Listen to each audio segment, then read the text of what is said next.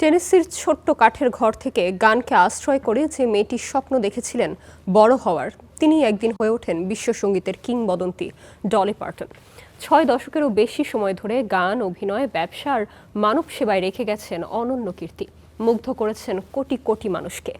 সেই গল্পেরই অবসান হলো 80 বছর বয়সে।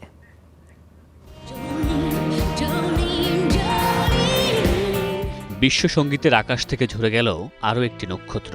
মারা গেছেন কান্ট্রি সঙ্গীতের কিংবদন্তি শিল্পী ডলি পার্টন।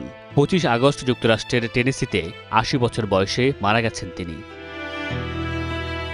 6 দশকেরও বেশি সময়ের ক্যারিয়ারে সঙ্গীতের গণ্ডি ছাড়িয়ে চলচ্চিত্র, টেলিভিশন, ব্যবসা ও মানব সেবায় নিজস্ব অবস্থান তৈরি করেছিলেন ডলি পার্টন। প্রেম, বিচ্ছেদ, পরিবার, দারিদ্র্য, সংগ্রাম ও আশার আলোর মতো সাধারণ মানুষের অনুভূতি ছিল ডলির গানের মূল বিষয়।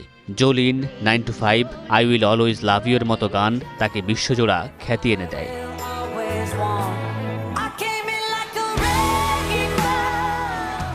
1946 সালের 19 আগস্ট যুক্তরাষ্ট্রের টেনেসির এক দরিদ্র পরিবারে জন্ম হয় ডলি পার্টনের। 12 ভাই বোনের বিশাল পরিবারে ছোট্ট একটি কাঠের ঘরে কেটেছে তার শৈশব। সংসারের অভাব থাকলেও গান ছিল তার সবচেয়ে বড় আশ্রয়। মাত্র 6 বছর বয়সে শুরু হয় তার গান লেখা। 8 বছর বয়সে হাতে ওঠে গিটার। এরপর 13 বছর বয়সেই যুক্তরাষ্ট্রের অন্যতম মর্যাদাপূর্ণ কান্ট্রি সঙ্গীতের মঞ্চে গান গাওয়ার সুযোগ পান তিনি। পড়াশোনা শেষে ন্যাশভিলে পাড়ি জমান ডলি। প্রথম দিকে অন্য শিল্পীদের জন্য গান লিখলেও পরে নিজের কণ্ঠ গানের মাধ্যমে দ্রুত পরিচিতি পান। একসময় কান্ট্রি সঙ্গীতের অন্যতম সফল শিল্পীতে পরিণত হন তিনি। সঙ্গীতের পাশাপাশি চলচ্চিত্রেও সফল ছিলেন ডলি। চলচ্চিত্রের জন্য লেখা গানের সুবাদে দুবার অস্কারেও মনোনয়ন পেয়েছিলেন। শিল্পী পরিচয়ের বাইরে সফল উদ্যোক্তা হিসেবেও নিজের অবস্থান তৈরি করেছেন। তবে তার জনপ্রিয়তার অন্যতম কারণ ছিল মানবিক কাজ। শিশুদের বই পড়ার অভ্যাস গড়ে তুলতে তিনি একটি বিশেষ কর্মসূচি চালু করেন। এর মাধ্যমে লাখো শিশুর কাছে বিনামূল্যে বই পৌঁছে দেওয়া হয়।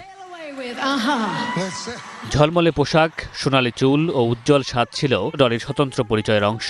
তবে ব্যক্তিগত জীবনে তিনি ছিলেন বিনয়ী ও সহজ সরল।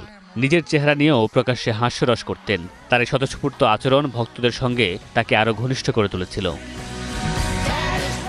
দীর্ঘ কর্মজীবনে পেয়েছেন 11টি গ্র্যামি পুরস্কার সহ অসংখ্য সম্মাননা। প্রায় 50টি স্টুডিও অ্যালবাম প্রকাশ করেন এবং বিশ্বজুড়ে তার রেকর্ড বিক্রি হয় 10 কোটির বেশি। কান্ট্রি সঙ্গীতের গণ্ডি পেরিয়ে বিশ্বসঙ্গীতে নিজের স্থায়ী অবস্থান তৈরি করা এই শিল্পী প্রমাণ করেছেন অভাব থেকে উঠে এসেও প্রতিভা, পরিশ্রম ও স্বপ্ন দিয়ে বিশ্বমঞ্চ জয় করা সম্ভব। Mamunur Rashid panel, star entertainment.